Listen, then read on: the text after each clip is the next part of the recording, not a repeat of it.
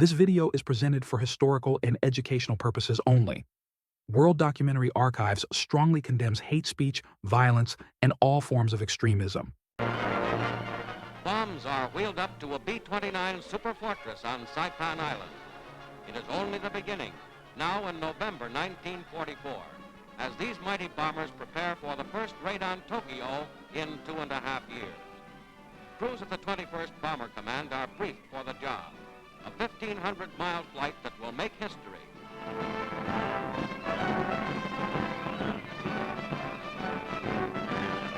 General Emmett O'Donnell, mission leader, checks final details with General Haywood Hansel, commander of the Saipan-based superforts, and with Major Moran, his companion in the lead plane, Dauntless Dottie.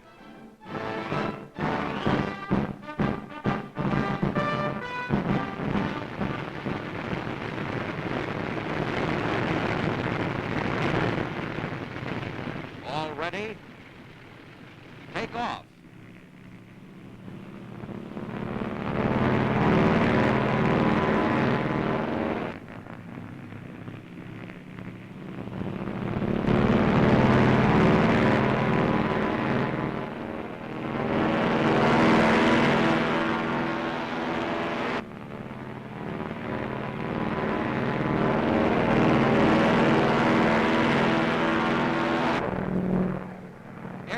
The B-29s head for Tokyo.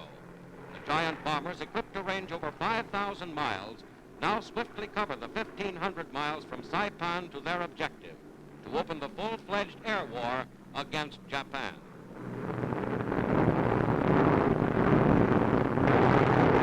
Tokyo, miles below, citadel of the Japanese Empire, a city of 7 million, and a center of aircraft, chemical, textile, and automotive manufacturing.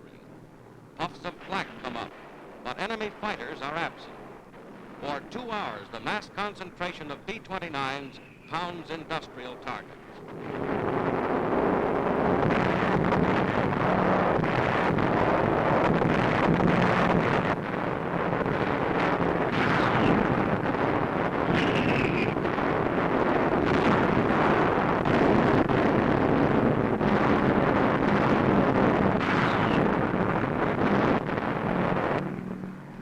Heading back to Saipan, the first superfortress mission over Tokyo is a success.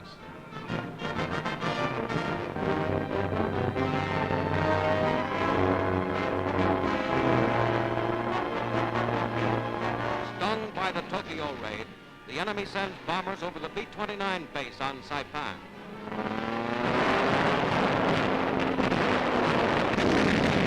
Fires blaze on this base, built in little more than 3 months by Air Force and Navy engineers in a miracle of military construction.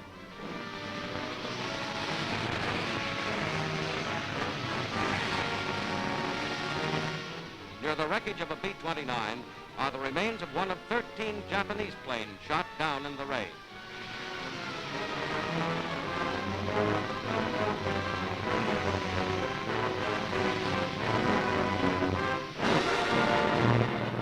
Despite the raid, B-29s again wing out to action, operating on a regular schedule, steadily stepping up the intensity of the war on Japan.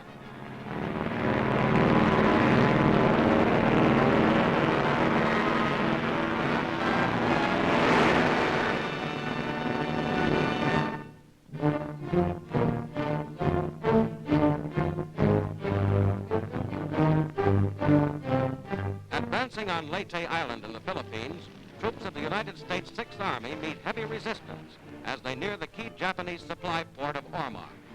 Snipers extract a price all along the way.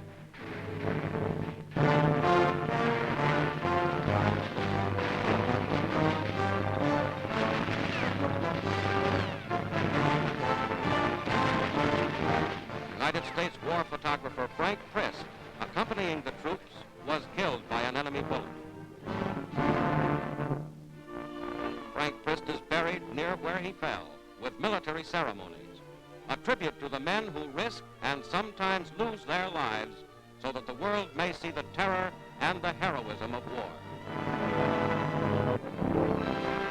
At Tacloban, liberated capital of Leyte Island, Philippine Philippine civilians received clothing from the United States.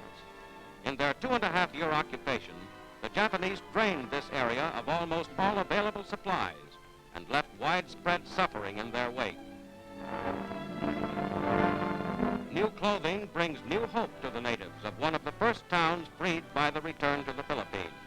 Throughout the islands, millions more await liberation.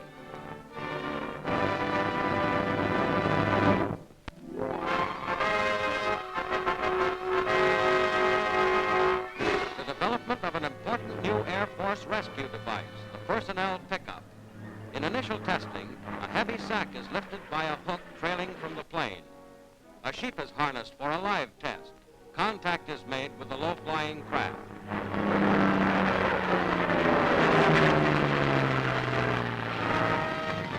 Success in this experiment. A little bewildered, the sheep is nevertheless safe and sound. Such tests continued for months.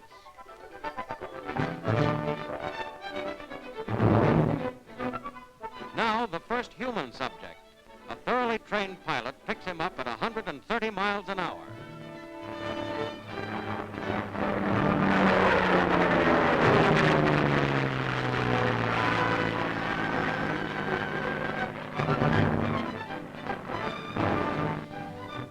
The same action in slow motion. A steep climb by the plane at the moment of contact prevents any bumps. Fully developed, this pickup will rescue men from behind enemy lines and in other isolated positions. Necessary ground equipment can be dropped by parachute. The sturdy nylon rope, drawn by electric winch, hoists the man into the plane in 3 minutes.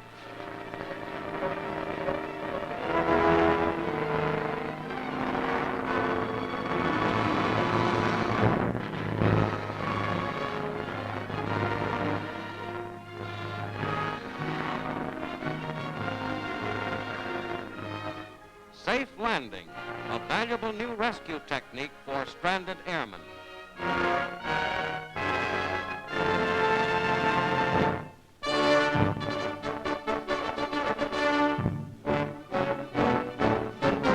French troops parade in Metz, ancient French fortress city and capital of the Department of the Moselle. After weeks of fighting, liberated Metz returns to the French people.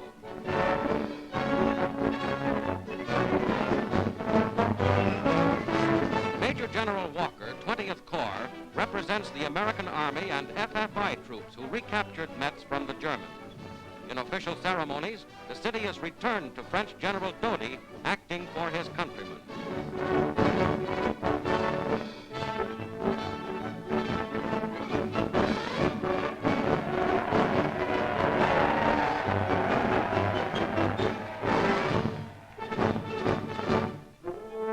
Strasbourg, capital of Alsace.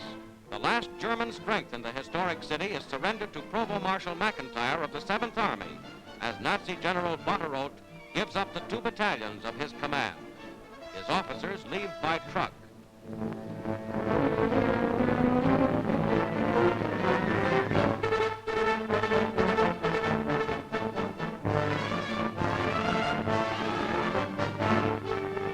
Two battalions, 5,000 German soldiers out of combat.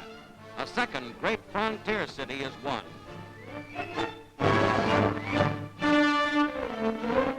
Through the town of Montbéliard, the battle for a third important objective, Belfort, and the Belfort gateway into Germany moves forward. The French First Army advances toward the historic city near the Swiss border. Artillery blasts the last fortress, Belfort Castle.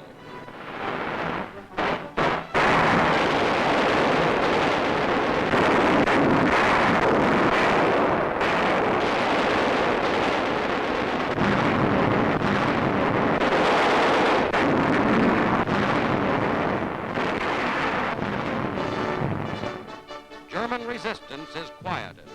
Belfort Castle's deep network of underground tunnels, last haven of the Germans, is inspected by General Armand Chaillet and his staff. The tricolor flies over Belfort.